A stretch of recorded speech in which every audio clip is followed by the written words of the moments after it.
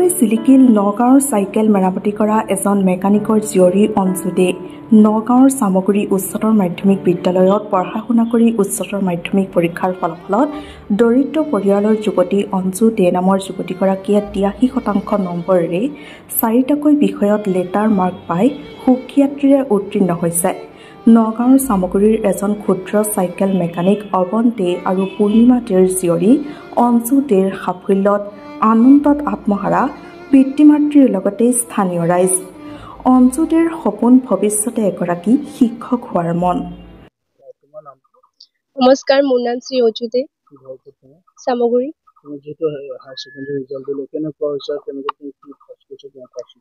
মোৰ পাৰ্চেণ্টেজ 83.6%। মই ছাৰহঁতকে ডেডিকেট কৰিব বিচাৰোঁ। ছাৰহঁতে বহুত কষ্ট কৰিছে। মই চামগুৰি হাই ছেকেণ্ডেৰীত পঢ়িছোঁ।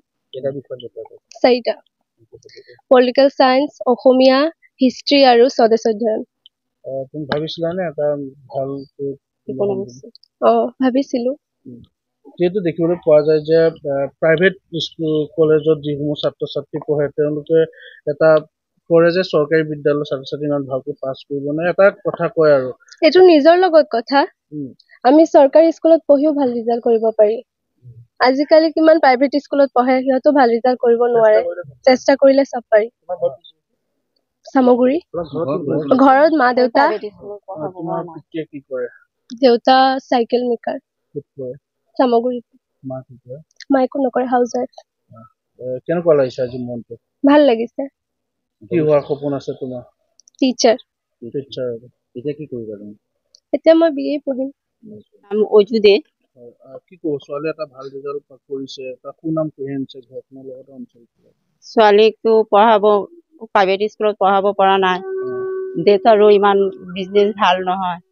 তাৰপিছত মই চৰকাৰী স্কুলতে পঢ়াইছো। এই আগতো চৰকাৰী স্কুলতে পঢ়ি ভালেই পাছ কৰিছিলে মেট্ৰিকত। তাৰপিছত এতিয়াও চৰকাৰী স্কুলত দিছো, প্ৰাইভেট স্কুলত দিব পৰা নাই। কি কৰে? তাৰ দেউতা চাইকেলৰ বিজনেছ, চাইকেলৰ মেকানিক। কি কব যে এগৰাকী মেকানিক হৈও যি ধৰণে এগৰাকী ছোৱালীক যি সুবিধা দিব লাগে সেই সুবিধাসমূহ তেওঁ দিব পাৰিছিল নে? নাই, পৰা নাই নহয়, দিব পৰা নাই। ছোৱালীক একো শিকাব নোৱাৰো, কম্পিউটাৰো শিকাব পৰা নাই।